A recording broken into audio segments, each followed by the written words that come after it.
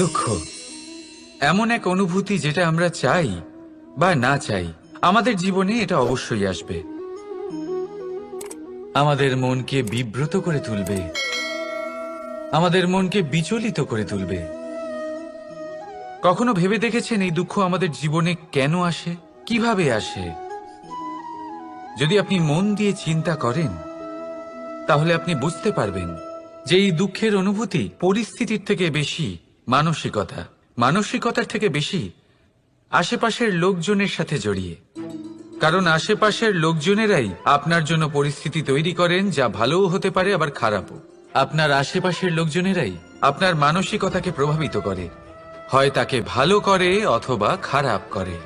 আমাদের জীবনের অর্ধেক দুঃখ এই কারণে যে আমরা তাদের উপরে আশা রাখি যাদের ওপরে কোনো আশা রাখা উচিত নয়, আর অর্ধেক দুঃখ এই কারণে যে আমরা তাদের উপরে সন্দেহ করি যাদের ওপর সেটা করা উচিত নয়।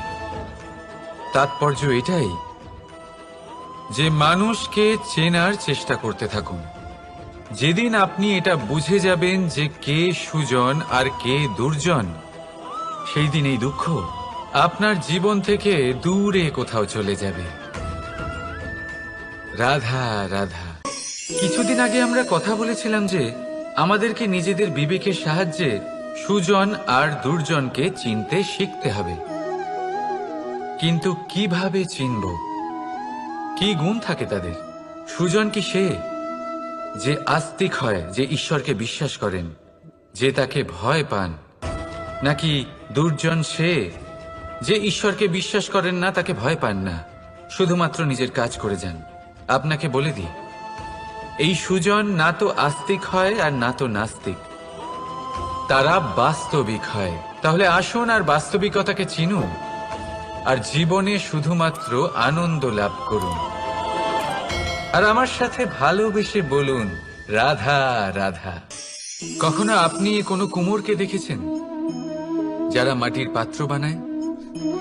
প্রথমে সে ভিজে মাটি মাখে, তারপর তাকে গড়ে, তারপর তাকে চাকায় দিয়ে সঠিক আকার দেয়। যদি আকার ঠিক না হয় তা তক্ষুনি ঠিক করে দেয়, কারণ সে এটা জানে যে একবার এটা আগুনের তাপে দিয়ে দিলে, একবার এটা শুকিয়ে গেলে তারপরে এর আকার কখনোই বদলানো যায় না। এখানে লুকিয়ে আছে একটা শিক্ষা, সমস্ত মাতা পিতার জন্য একটা শিক্ষা। মাতা পিতাও তো এরকমই হন, তাদের নিজেদের সন্তানকে সঠিক সময় মতো শ্রেষ্ঠ শিক্ষা দেওয়া উচিত। মাতা পিতা যেন কখনো তাদের বিধাতা না হতে চান, কিন্তু প্রতিটা মুহূর্তে সবসময় চেষ্টা করুন তাদের সঠিক পথ দেখানো, কখনো কোমলতা দিয়ে, কখনো ভালোবাসা দিয়ে, আর কখনো কঠোর হয়ে। তার জীবনকে, তার ব্যক্তিত্বকে আকার দেওয়ার চেষ্টা করুন। কারণ যেমন মাটি একবার শুকিয়ে গেলে তারপর সেই পাত্রের আকার বদলানো যায় না, ঠিক সেভাবেই আয়ুর বৃদ্ধির সাথে সন্তানের শিক্ষা কখনোই বদলানো যায় না। তা মনে রাখবেন। রাধা রাধা। নদী হোক বা সাগর হোক, নৌকা আমাদের এটা পার করতে সাহায্য করে। এই নৌকা কখনো কখনো ডুবেও যায়। এবারে এখানেই লুকিয়ে রয়েছে একটা শিক্ষা। অটল জলে এই নৌকা থাকে, তবুও ডুবে যায় না। এটা তখন ডুবে যায় যখন সেই জল নৌকায় প্রবেশ করতে থাকে। যখন জলের স্তর আস্তে আস্তে নৌকায় বেড়ে যায়, তখন নৌকা ডুবে যায়। এবার এটা আমাদের সাথেও হয়। বাইরের সমস্ত সমস্যা, সমস্ত বিপদ, সমস্ত সংকট, সমস্ত দুঃখ, এই সব আমাদের ততক্ষণ ভাঙতে পারে না যতক্ষণ না আমরা এদের আমাদের অন্তরে প্রবেশ করতে দিই। একবার এরা প্রবেশ করে গেলে আমরা ভেঙে গড়িয়ে যাব, ডুবে যাব। এই মনে আগেই প্রেম আর বিশ্বাস ভরে ফেলুন। জীবনে যত বড় বিপদই আসুক না কেন, আপনাকে কখনো ভাঙতে পারবে না। রাধা রাধা। হাতের কত রকম রূপ হয়। কিছু স্নেহের সাথে আপনাকে স্পর্শ করে, তো কিছু প্রহার হিসেবে বর্ষিত হয়। কিছু বন্ধুত্বের নামে আপনার দিকে অগ্রসর হয়, তো কিছু শত্রুতার দিকে আপনাকে টেনে নিয়ে যায়। কিন্তু কখনো ভেবে দেখেছেন যে কোন হাত বেশি মূল্যবান। যখন আপনি সফল, যখন আপনি ভালো কাজ করেন, তখন কিছু হাত আপনার জন্য করতালি দেয়, আর কিছু হাত এমন হয় যা আপনার কাঁধ স্পর্শ করে যখন আপনি জীবনে সব থেকে অসফল হন, যখন আপনি ভেঙে পড়েন। তাই করতালি দেওয়া সেই হাত, আপনার প্রশংসা করা সেই হাত, তার থেকে অনেক বেশি দামি সেই হাত যা আপনাকে তখন আশ্বস্ত করে যখন আপনি এমন সময় কাটাচ্ছেন যা আমরা কেউ কাটাতে চাই না। সেটা আপনার সম্বল হয়ে ওঠে, আর এই সম্বলই আপনাকে জীবন অতিবাহিত করার শক্তি প্রদান করে। তাই একে অপরের সম্বল হয়ে থাকবেন, জীবনে সব সময় ভালো থাকবেন। রাধা রাধা। মানুষ, প্রত্যেক মানুষ কাউকে ভালোবাসে, কাউকে ঘৃণা করে, কাউকে সম্মান করে, আবার কাউকে তিরস্কারও করে। মানুষ সবকিছু হতে পারে, সুস্থও হতে পারে, রোগীও হতে পারে, ধনীও হতে পারে, নির্ধনও হতে পারে, বন্ধুও হতে পারে, আবার শত্রুও হতে পারে। যদি কিছু না হতে পারে তা হলো অস্পৃশ্য, অচ্ছুত, ভগবানের কাছে সব থেকে বড় পাপ। এই যে মানব শরীর, তা ঈশ্বর প্রদত্ত, তা তার মন্দির। প্রত্যেক শরীরে ব্রহ্মদেব বাস করেন। তাই শরীরের অপমান করা, সেটা ছোঁয়া থেকে দূরে থাকা, এটা কখনো করবেন না। এই জীবনে ছুত অছুত কখনো বিচার করবেন না। পরমেশ্বর যা দিয়েছেন তার সম্মান করতে শিখুন। আর আসুন আমার সাথে ভালোবেসে বলুন, রাধা রাধা। উপহার, উপহার কারোর জন্য বস্তু হতে পারে, তো কারোর জন্য অনুভূতি। কিন্তু এই উপহার সকলের ভালো লাগে। এবার যদি জিজ্ঞেস করা হয় যে উপহার কিরকম হওয়া উচিত, তাহলে কেউ বলবে যে উপহার এমন হওয়া উচিত যার সাথে আমরা সোনা রূপোর তুলনা করতে পারি। কেউ বলবে এমন উপহার হওয়া উচিত যা পেলে কারোর মন খুশি হয়ে ওঠে, সে আনন্দ উপভোগ করে। ব্যক্তি উপহার যা দিচ্ছে তা নির্ভর করছে তার আর্থিক অবস্থার উপরে। কিন্তু উপহার যাই হোক না কেন, তাতে একটা অনুভূতির অভাব কখনোই থাকা উচিত নয়। আর সেই অনুভূতি হলো ভালোবাসার অনুভূতি। তাই মনে রাখবেন, ভালোবাসার থেকে বড় উপহার আর কিছুই নেই। আর যদি ভালোবাসার এই উপহার আপনি লাভ করেন, তার থেকে বড় আর কোনো সম্মান নেই। রাধা রাধা। কখনো কোনো বাচ্চাকে দেখেছেন? কত কিছু ঘটতে থাকে তার জীবনে। শৈশব থেকে বেড়ে ওঠা অবধি অসংখ্য অনুভূতি অনুভব করে সে। কখনো পড়ে যায়, কখনো আহত হয়, কখনো জ্ঞান লাভ করে, কখনো কষ্ট সহ্য করে, তো কখনো আনন্দ উপভোগ করে। কিন্তু মনে রাখে সে শুধুমাত্র আনন্দের মুহূর্তগুলি। এবার শুধু একবার আপনার জীবনের প্রারম্ভের দিকে তাকিয়ে দেখুন, আপনার শৈশবে তাকিয়ে দেখুন। আপনি দেখবেন বেশিরভাগ যেসব স্মৃতি আপনার মনে আছে সেগুলি সমস্ত ভালো মুহূর্তের, খারাপ মুহূর্তের নয়। সেই জন্য শৈশব সব থেকে সুখী হয়, এতে নিশ্চিন্ত থাকা যায়।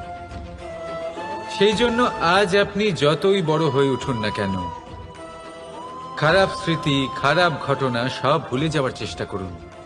একবার খারাপ ঘটনা ভুলে যাওয়ার অনুভূতি আপনার হয়ে গেলে তখন মনে রাখবেন, যতই কঠিন পরিস্থিতির মুখোমুখি আপনাকে হতে হোক, তার মোকাবিলা করতে আপনি সক্ষম। রাধা রাধা। উৎসব, পুজো, পার্বণ আমাদের জীবনে উল্লাস ভরে দেয়। এবার দীপাবলির উৎসব এসেছে। আপনি কখনো ভেবেছেন যে এইসব উৎসব যেমন গুরু পূর্ণিমা, দোল, রাখি বন্ধন, এইসব পূর্ণিমার দিনে অনুষ্ঠিত হয়, যখন চাঁদ আকাশে পুরোপুরিভাবে দেখা যায়। কিন্তু দীপাবলির এই শুভ উৎসব অনুষ্ঠিত হয় অমাবস্যার দিবসে। অমাবস্যা, যাকে আমরা অশুভ বলে মনে করি। কখনো ভেবে দেখেছেন কেন শ্রীরাম অমাবস্যার এই দিন বেঁচেছিলেন অযোধ্যায় ফেরার জন্য? একদিন পরে বা একদিন আগেও তো আসতে পারতেন উনি, কারণ উনি এই সংসারকে একটা বার্তা পৌঁছে দিতে চেয়েছিলেন যে মুহূর্ত নয়, কর্মই আসল। যদি আপনার কর্ম বড় হয়, শুভ হয়, তাহলে অমাবস্যার এই রাতকেও প্রদীপের সাহায্যে আলোকিত করা যেতে পারে। তাই সময় বিচার করা না করা আপনার সিদ্ধান্ত মাত্র, কিন্তু নিজের কর্মের বিচার করা আমার উপদেশ। রাধা রাধা। আসুন এই ছোট্ট গাছটা দেখুন। এই গাছ আমার কাছে অত্যন্ত প্রিয়। আমি এই গাছটাকে ভীষণ ভালোবাসি। এবার ভাবুন, এই ভালোবাসায় আমি ওকে দিনে যদি 6 বার জল দিই, তাহলে কি ওর বিকাশ ঠিক করে হবে? এটা কি ওর জন্য ভালো হবে? কখনোই নয়। এর শিকড় পচে যাবে, এর শিকড়ের জল গ্রহণ করার ক্ষমতা শেষ হয়ে যাবে। তাহলে কি করা দরকার? দরকার হলো একে সঠিক মাত্রায় জল দেওয়া। দরকার হলো সঠিক সময় অন্তর তাকে জল দেওয়া। দরকার হলো একে সূর্যের তাপও সহ্য করতে হবে। দরকার হলো প্রতিটা কাজ যেন পরিমাণ মতো হয়। এবারে এই ভুল বেশিরভাগ মাতাপিতাই করে ফেলেন। নিজের সন্তানকে এতটাই ভালোবেসে ফেলেন, আর তাতে সন্তানের প্রতিটা ইচ্ছে পূরণ করেন। তারা প্রত্যেকটা জিনিস তাদের দেন, প্রতিবার তাই করেন। আর এইভাবে সন্তানের বিকাশে নিজেই বাধা হয়ে ওঠেন। এরকম করবেন না। এই যাত্রা আপনার সন্তানের। এই যাত্রায় আপনার সন্তানকে অনেক কিছু শিখতে হবে। নিজের ক্ষমতায় কাজ করতে হবে তাদের। করতে দিন। একটা অত্যন্ত গুরুত্বপূর্ণ কথা বলবো আপনাদের, তা আপনারা মনে রাখবেন। প্রেম আর শত্রুতা অধিক হয় তাহলে তা ক্ষতিকর। প্রতিটা বিষয়ে সমতা বজায় রাখুন। আর আমার সাথে ভালোবেসে বলুন, রাধা রাধা। পাদুকা, খড়ম আমাদের জীবনে কতটা গুরুত্বপূর্ণ হয়। যখনই আমরা এটা পায়ে পড়ে হাঁটি, এটা আমাদের রক্ষা করে কাঁটা থেকে, ছোট পাথর থেকে। এটা আমাদের সুরক্ষিত রাখে। কিন্তু যদি এটাকেই আমরা অন্য দৃষ্টিভঙ্গি দিয়ে দেখি, তাহলে এই পাদুকার জন্যই হাঁটার সময় পেছন থেকে আমাদের পায়ে কাদা লেগে যায়। এরকম মানুষও আমাদের জীবনে থাকে, যে থাকে তো আমাদের সাথেই, কিন্তু এরাই আমাদের পিঠ পিছে কাদা ছোড়ে। এবার হাঁটার সময় যখন আপনার পায়ে কাদা লাগে আপনার পাদুকার জন্য, আপনার নজর সেদিকে থাকে না, আপনার নজর থাকে সামনের দিকে, কারণ সেটাই আপনার লক্ষ্য, সেটাই আপনার পথ, আর সেটাই আপনার করা উচিত। তাই মনে রাখবেন, আপনার পা ধরে সেই টানতে পারে যে আপনার পেছনে রয়েছে, আর আপনার নজর সেখানে নয়। সবসময় সামনে নিজের লক্ষ্যে থাকা উচিত। প্রতি মুহূর্তে নিজের লক্ষ্যের দিকে তাকিয়ে থাকুন। সবসময় জীবনের সামনে এগোতে থাকুন। আর রাধা রাধা। মানুষ এক সামাজিক প্রাণী। সমাজে ঘোরাফেরা করে, অন্য মানুষ খুঁজে বেড়ায়, সম্পর্ক তৈরি করে, সেটাকে গড়ে তোলে, সুখ দান করে, সুখ লাভ করে, নিজের দুঃখকে কম করে। কিন্তু একটা জিনিস সে বোঝে না, কোন ব্যক্তি আপন আর কোন ব্যক্তি পর। দেখুন, আপন সে নয় যে সুখের সময় আপনার সাথে থাকে। আপন সে যে দুঃখের সময়ে শুরু থেকে শেষ অবধি আপনার সঙ্গে থাকে। তাই খেয়াল রাখবেন, সুখের সময় যে আপনার সাথে থাকে তারা সেই ব্যক্তিগণ যাদের আপনি পছন্দ করেন। কিন্তু যে দুঃখের সময়, সমস্যার মধ্যে, কষ্টের ও একাকিত্বের মধ্যে আপনার সাথে থাকে, আপনাকে সব সময় সঙ্গ দেয়, তারা সেই ব্যক্তি যারা আপনাকে পছন্দ করে। এবারে কাকে আপনি আপন বানাবেন আর কাকে পর, সিদ্ধান্ত আপনার। রাধা রাধা। নাম কত সাধারণ একটা বিষয়। প্রত্যেক মানুষ যে জন্ম নেয় তাকে একটা নাম দেওয়া হয়। যা সে পেয়ে থাকে তার মাতা পিতার দ্বারা, না হলে তার গুরুর দ্বারা, বা কোনো আত্মীয়ের দ্বারা, বা কোনো কাছের মানুষের দ্বারা। এই নামের সাথেই সে আস্তে আস্তে বেড়ে ওঠে। কিন্তু এটাই কি সেই নাম? এই নামই কি সবকিছু? কখনোই নয়। একটা নাম সেটা যা আপনি জন্মের সময় লাভ করেন, যে নামে আপনি কর্মের পথে অগ্রসর হন। আরও একটা নাম সেটা যা আপনি আপনার কর্মের দ্বারা অর্জন করেন, আর এই নামেই আপনাকে সবাই যুগ যুগ ধরে মনে রাখে। আপনার আসল নাম সেটা নয় যা আপনাকে জন্মের সময় দেওয়া হয়েছিল। আপনার আসল নাম সেটা যেটা আপনি আপনার কর্ম দ্বারা লাভ করেছেন, কারণ সেই লাভের পেছনে প্রচুর প্রয়াস লুকিয়ে থাকে, অনেক পরিশ্রম লুকিয়ে থাকে। কিন্তু যদি আপনি চান যে মানুষ আপনার নাম মনে রাখে, তাহলে আপনাকে কর্মের পথে অগ্রসর হতেই হবে, শুভ কর্ম করতে হবে, অনর্গল চেষ্টা করে যেতে হবে, মহান কাজ করতে হবে। আর বিশ্বাস করুন, আপনি একটা মহান নামের ফল অবশ্যই লাভ করবেন। রাধা রাধা। চিন্তা। সবাই বলে চিন্তা করা উচিত নয়, কিন্তু চিন্তা সবাই করে। যিনি বৃদ্ধ ব্যক্তি হন, তিনি নিজের অতীতের সাথে বর্তমানের তুলনা করে চিন্তিত থাকেন। একজন যুবক ব্যক্তি ভবিষ্যতের বিষয় চিন্তা করে, নিজের লক্ষ্য কিভাবে পূরণ করা যায় সেই চিন্তায় মগ্ন থাকে। শুধু একজন বালকের না তো তার ভবিষ্যতের চিন্তা থাকে, আর না অতীতের দুঃখ থাকে। আর এরকম কেন? কারণ সে শুধুমাত্র বর্তমান নিয়ে ভাবে, আর তাই সে সব থেকে বেশি সুখী। তাই মনে রাখবেন, যদি আপনি আপনার বর্তমানের বিষয়ে ভাবেন, তাতে বাঁচেন, সেটাকে ঠিক রাখেন এবং সেটাকে আরো ভালো করে তোলেন, তাহলে আপনার অতীত আর আপনার ভবিষ্যৎ আপনা থেকেই ঠিক হয়ে যাবে। আসুন আমার সাথে ভালোবেসে বলুন, রাধা রাধা। মানুষের কত রকম অনুভূতি হয়, কিন্তু সে সেটাই করে যেটা সে আজ অবধি করে এসেছে, আর এটাই তার সব থেকে বড় ভুল।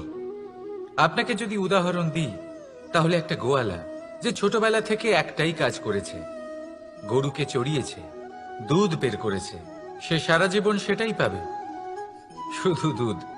কিন্তু ভেবে দেখুন, যখন এই দুধ কোনো ময়রার কাছে যায়, তখন সে সেটা দিয়ে মালপোয়া বানায়, মাখন বানায়, বিভিন্ন রকমের সুস্বাদু মিষ্টি বানায়, ঘি বানায়। সে বড় কিছু করে, তার বদলে সে বড় কিছু পায়। তাই মনে রাখবেন, যদি আপনি সেটা করেন যেটা আপনি সব সময় করে এসেছেন, তাহলে আপনি সেটাই পাবেন যা আপনি আজ পর্যন্ত পেয়ে এসেছেন। নতুন কিছু করার চেষ্টা করুন, আলাদা কিছু করার চেষ্টা করুন, নিজেকে বদলানোর চেষ্টা করুন, নিজেকে প্রস্তুত করুন, নতুন কিছু করুন। তাই মনে রাখবেন, যদি আপনি এমন কিছু করেন যা এর আগে কেউ কখনো করেনি, তাহলে আপনি এমন কিছু পাবেন যা এর আগে কেউ কখনো পায়নি। তাই নতুন উপায়, নতুন চেষ্টার দ্বারা নতুন কর্মের পালন করুন, নতুন চিন্তা নিজের ভেতরে জাগ্রত করুন, কারণ এই চিন্তাই সত্য হয়ে আপনার জীবনে আসবে। রাধা রাধা। যদি আমি আপনাকে জিজ্ঞেস করি যে এই সংসারে সব থেকে মাহাত্ম্যপূর্ণ বস্তু কি, তাহলে আপনি বলবেন জল। আর একদম ঠিক বলবেন। কিন্তু কোন কারণে? এই জন্য যে সে আমাদের জীবন দান করে, এই জন্য যে সে আমাদের তৃষ্ণা মেটায়, নাকি এই জন্য যে আমাদের দৈনিক কাজ থেকে শুরু করে আমাদের মৃত্যু অবধি কাজে আসে, সব কাজে আমাদের সাহায্য করে? না, এর পেছনে একটা কারণ হলো জলের প্রকৃতি। ভেবে দেখুন, সমুদ্রের এই জল সূর্যের তাপ সহ্য করে বাষ্পীভূত হয়, তারপর উপরে গিয়ে মেঘে পরিণত হয়, তারপর সেই মেঘ রূপে প্রবাহিত হয়ে কোনো পর্বতের সাথে ধাক্কা খেয়ে বর্ষা হয়ে এই পৃথিবীতে বর্ষিত হয়। আর এই পৃথিবীর ধূলিকণা এর মাটিকে নিজের মধ্যে ধারণ করে। মানুষের দ্বারা, অন্য প্রাণীর দ্বারা যে ময়লা ছড়িয়ে পড়েছে তাকে নিজের মধ্যে ধারণ করে, আর তারপর ফের অগ্রসর হয়ে পড়ে সমুদ্রের দিকে, সমুদ্রে মিশে যায়। কিন্তু তবুও আবার বাষ্পীভূত হওয়ার সময় সেই ময়লাকে সে সেখানেই ফেলে যায়, সেই ময়লাকে নিজের সাথে নিয়ে যায় না। ব্যাস, এটাই জলের প্রকৃতি, যা তাকে মহান করে তোলে। আপনিও আপনার জীবনে আপনার কর্ম করুন, মহান কর্ম করুন, ভালোভাবে করুন, কিন্তু সেই কর্মের সাথে যে অহংকার আসে সেটা নিজের মধ্যে প্রবেশ করতে দেবেন না। তার থেকে ওপরে উঠুন। আপনি নিজেকে জলের মতো হালকা অনুভব করবেন। রাধা রাধা। এই সংসারে যেই জন্মগ্রহণ করে কিছু না কিছু অবশ্যই শেখে, এবং তার জন্য থাকে তার গুরুর অবদান। এবার এই গুরু কে হবেন তা আমরা নির্বাচন করি। হয়তো তিনি আমাদের মাতা পিতা হতে পারেন, হয়তো বন্ধু হতে পারেন, হয়তো দাদাও হতে পারেন, আদর্শ হতে পারেন, বা হয়তো গুরুকুলের শিক্ষাকর্তা গুরুও হতে পারেন। এবার সংসারের এমন কিছু জিনিস আছে যা জগতের কোনো গুরুই শেখাতে পারবেন না, তা আপনাকে সময় শিখিয়ে দেবে। কারণ এই সংসারে সময়ের থেকে বড় গুরু আর কেউ হয় না। এবার সময় আর গুরুর মধ্যে একটা সাদৃশ্য আছে আর একটা তফাতও আছে। সাদৃশ্য হলো যে সময় আর গুরু দুজনেই আপনাকে শেখায়। তফাতেই যে গুরু প্রথমে আপনাকে শিক্ষাদান করে, তারপর আপনার পরীক্ষা নেন। সময় প্রথমে আপনার পরীক্ষা নেয়, তারপর আপনাকে শিক্ষা দেয়। এবার শিক্ষা লাভ করে পরীক্ষা দেওয়া আর পরীক্ষা দিয়ে শিক্ষা লাভ করা এই দুই ভিন্ন বিষয়। আর সব সময় মনে রাখবেন, এই সময়ের থেকে আপনি যা শিক্ষা লাভ করবেন তা সব সময় যত্ন করে আপনার কাছে রেখে দেবেন। কারণ সময়ের থেকে বড়, সময়ের থেকে দামি, সময়ের থেকে অত্যন্ত আধুনিক আর কোনো গুরু নেই। রাধা রাধা।